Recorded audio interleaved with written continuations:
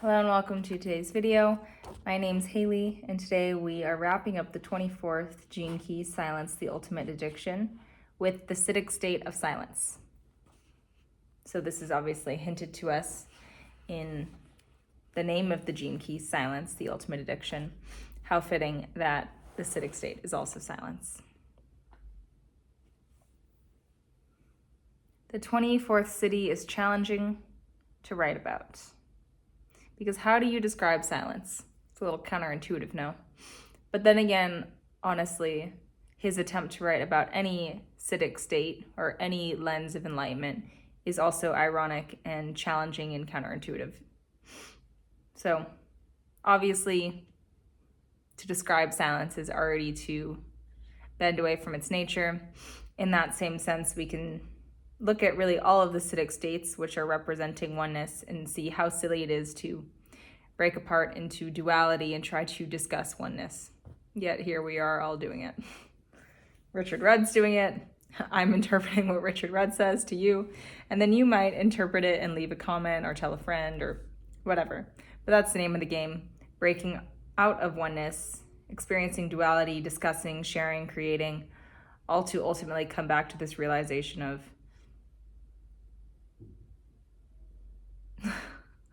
So anyways, let's talk about it though, since that is what this video is all about. So thus far, he says we've looked at the nature of addiction and how it can either be elevated or transformed into creative invention, right? Addiction and that gap, that discomfort you feel, is an opportunity to unlock more of your life force energy that you can utilize for an invention. And then, of course, you can also opt to stay vibrating at the shadow frequency of addiction and go around and around and around as many times as you so choose.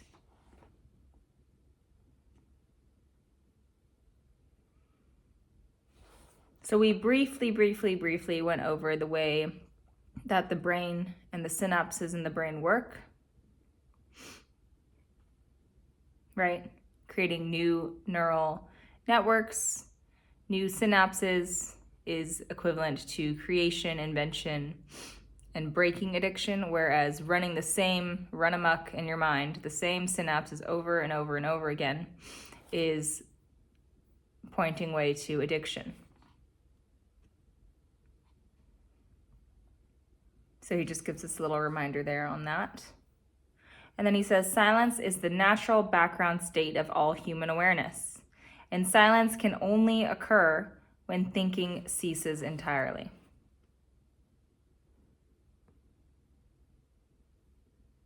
So it's on top of the silence that I add my language. It is the background state of all human awareness. So we can think of silence as when you go to the movie theater as the black screen before anything's being projected onto the screen. I'm talking about old-time movie theaters, right, where they actually projected an image. I don't know if they still do that. They might still do that. Nonetheless, imagine a projector. Before it projects anything onto the black screen is there. It's ready to receive. It's always there, whether the movie's playing or not. That is a permanent fact. And then obviously the movie switches on, projects onto the black screen, and you could see that as talking, interacting with the world or another. But silence is the black screen that is waiting to be projected onto.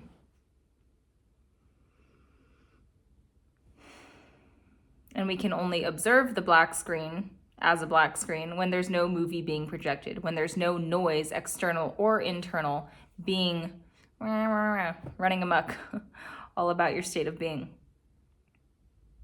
So he's alluding here to, of course, meditation, something that quiets the mind so that you can experience your natural essence of silence. And we've gone over this so many times.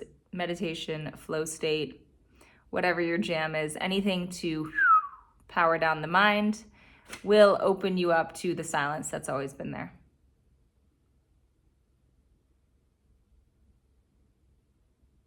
Temporary quietness is not the same as pure silence.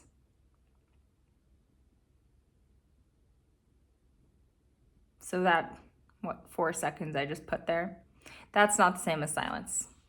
Because, I don't know about you, but there's probably a few unconscious thoughts or conscious thoughts zooming by.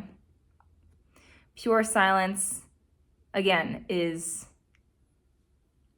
deep, and it's not shallow, meaning it's not only physical or 3D. Pure silence implies silence internally as well as externally. And of course, the more your monkey mind is jumping around, the more that has to settle before you can experience the bliss of pure silence. And if you who's watching has ever actually experienced pure silence, you know just how amazing it is, right? If you have a very, very, very, very, very deep meditation, and when you come out of it, you're almost like high, right? Everything's kind of sparkly. If you do choose to engage with the world after your meditation instead of falling asleep, you know how slowly you move and how intense everything feels in a beautiful, poetic type of way. This is the pure silence he's talking about. And so then the Siddhic state of silence would be a person who is always in this state of pure silence. Imagine that. Like, imagine always being high off of meditation is basically what he's saying here.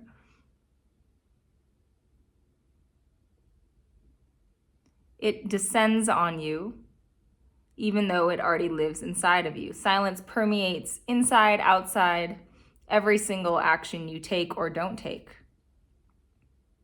And this is a result of the shift of the inner geography of a human awareness.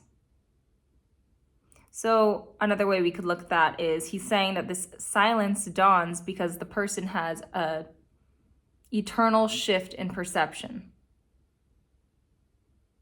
Right? They're not looking at life through the lens of their ego ever. They're permanently aligned with the truth, with the divine, and therefore their mind has no reason to monkey mind around.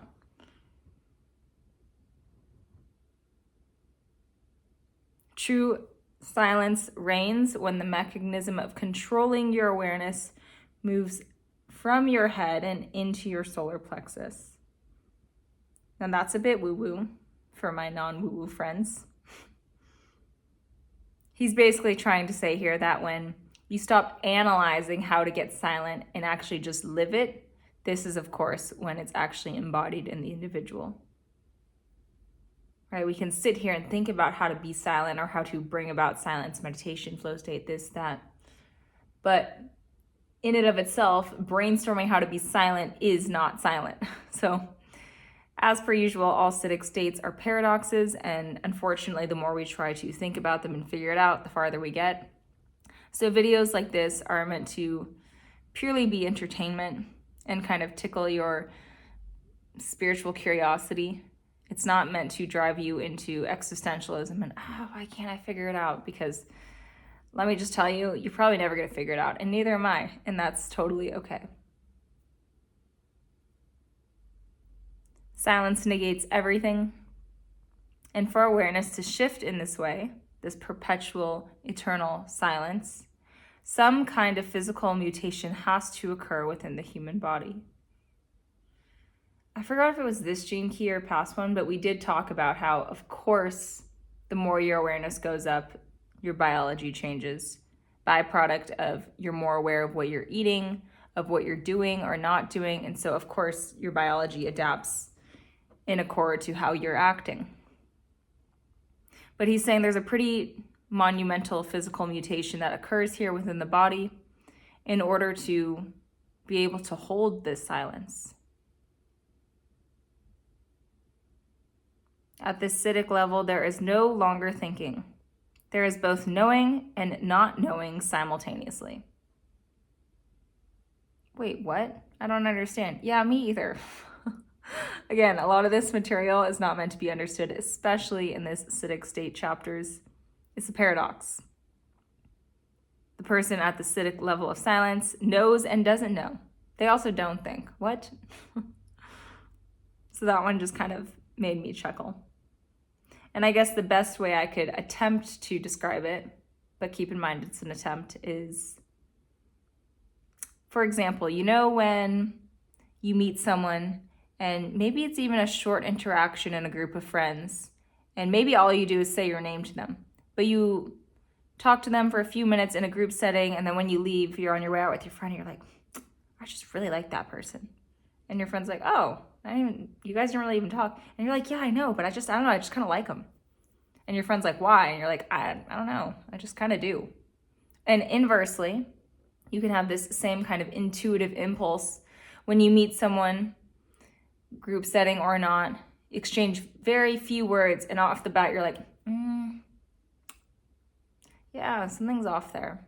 I don't need to see that person again. And when your mind asks why, you don't even have a logical reason necessarily.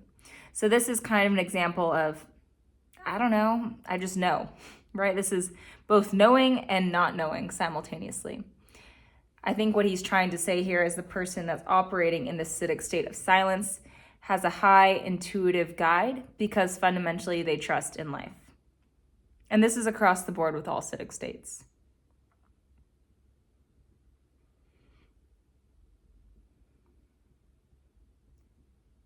And as you will recall, a common theme, once again, throughout all the gene keys is that the mind is the culprit. And so he reminds us here that when the mind ceases to think, guess what? All addictive behavior ceases. All addictive behavior. That is a huge promise.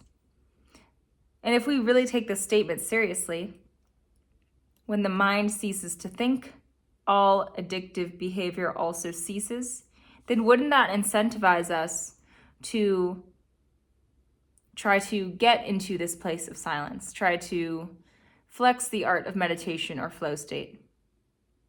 Once again, with the awareness that it will cease my addictive behavior. And yeah, maybe only momentarily while you're able to silence the mind, but better than nothing, right?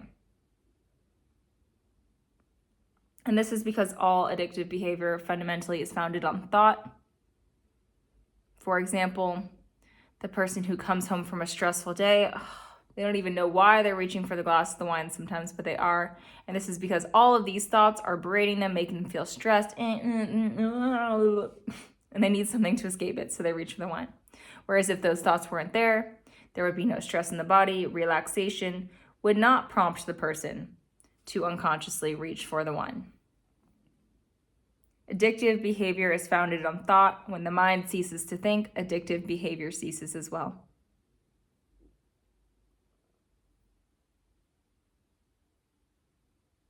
Just as addiction can be transformed through natural gaps in functioning of awareness, so the Siddhic state exponentially expands this gap. It never really ends.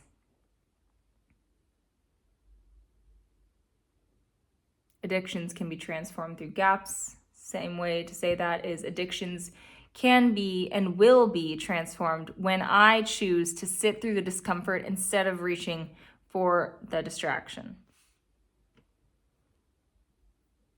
The circular movement of life returns to the gap of silence. That magical place where evolution and mutation occur. Remember this reframe on the gap or the uncomfortable moment or the discomfort. That is the place. This is the opportunity to mutate not only your biology, but also your mindset. One informs the other. And to evolve, to choose a new reality, to, if you're familiar with string theory, to switch strings.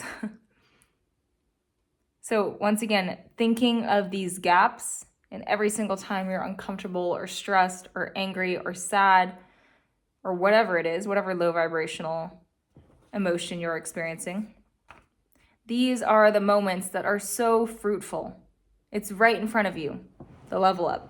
And of course, obviously, it's much harder to remember that when you're in it versus when we're conceptually talking about, don't worry, just like next time you're in a bad mood, just remember it's an opportunity. And then you'll level up. Like, of course, this is the game. And thinking of it like a game has really helped me because it doesn't make it so cynical and dark and negative and existentialist. Oh, it's a game, Haley. That's how the game works. Of course you don't remember every time. Otherwise you'd just win immediately and it wouldn't really provide you any satisfaction.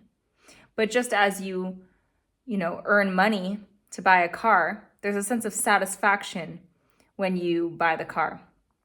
Similar to this, okay, yeah, maybe you're gonna forget a few times, but then one time you're gonna remember. And then you're gonna maybe forget 10 more times, 10 more gaps after that. But then you're gonna remember. And the remembering to sit in the discomfort, sit in the gap will become more frequent. And this builds satisfaction, which is what we all really want.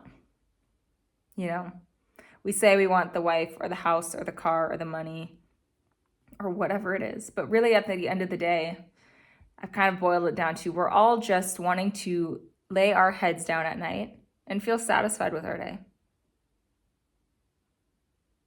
So remembering this key aspect that these gaps, these places of discomfort in my life are magic, where evolution and mutation occur. And even if I don't catch it every time, that's okay, because this is what makes the game fun. Mixes it up, keeps me on my toes.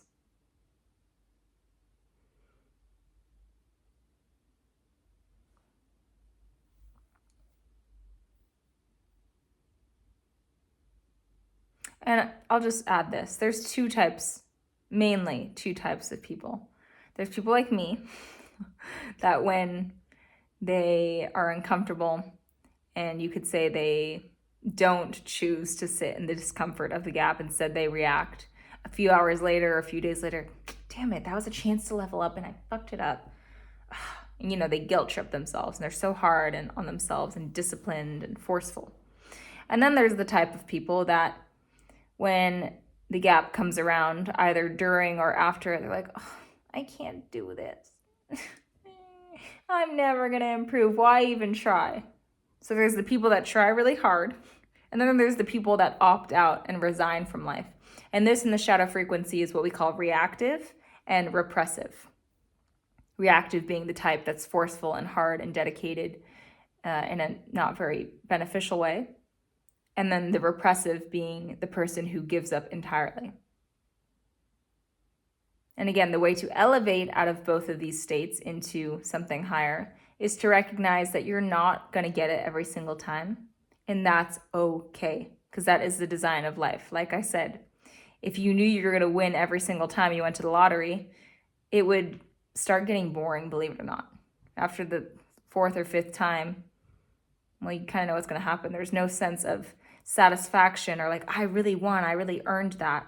It's just like, well, every time I press this button, I get this result. So it kind of becomes boring. This is the same exact philosophy I believe the Creator has for life. But that's just my 2 cents.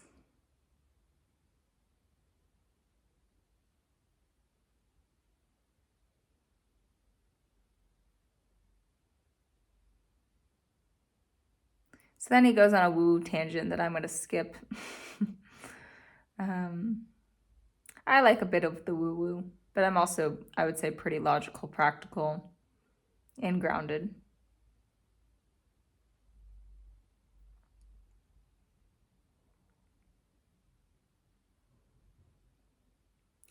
Most people like the idea of reincarnation. It gives us a sense of continuity and justice underlying all creation. Reincarnation is simply another human concept, born out of the language of the Maya itself. Take it or leave it. And this was building off of the rabbit hole I just skipped. He went through a whole dissertation on reincarnation, which I've decided to skip because, I just feel like it's not too applicable to the Siddhic state of silence.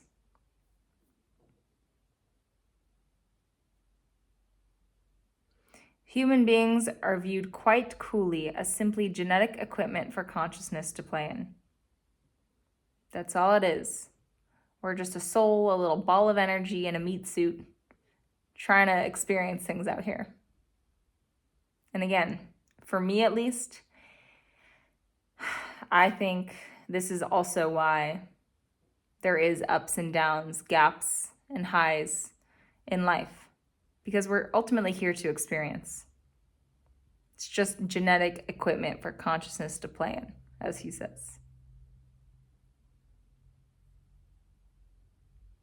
And I'll leave us off with this last thing. Bodies are born and die, and their specific awareness of functioning dies with them. But the overall consciousness beneath continues. It's silent, undying, intangible, and beyond form. The only thing that really reincarnates itself is silence. Well said, Richard Rudd. So I don't know about you. Sometimes after I read these Siddhic states, I'm like, well, I'm more confused than when I started. But yeah, that's just how it is sometimes. And I think there's a great power in being curious and looking into things and reading things and asking questions, but then still feeling okay when you're kind of like, yeah, I don't understand. Like, I can't figure it out, and that's okay. But I'm also still curious, right? It's not this like, well, I'm going to banish curiosity because I'm never going to figure it out anyway. It's like, no, I'm still going to be curious because it's my nature, while also enlightening the fact that I may never figure it out, and that's okay. So I'll catch you guys in the next Gene Key, the 25th, which is called The Myth of the Sacred Wound. I wonder where he gets these titles sometimes. Hey guys, thanks for tuning in to another Gene Keys video with me. If you're interested in working one-on-one together, feel free to email me. It's in the description box below. We can work together on reading your Gene Keys, which I just started doing for people, which is really exciting. I also offer one-to-one coaching where we can meet together to work through insecurities, blockages that you have, and just really stepping into the best, brightest version of yourself. So I look forward to hearing from you guys, and I'll catch you in the next video.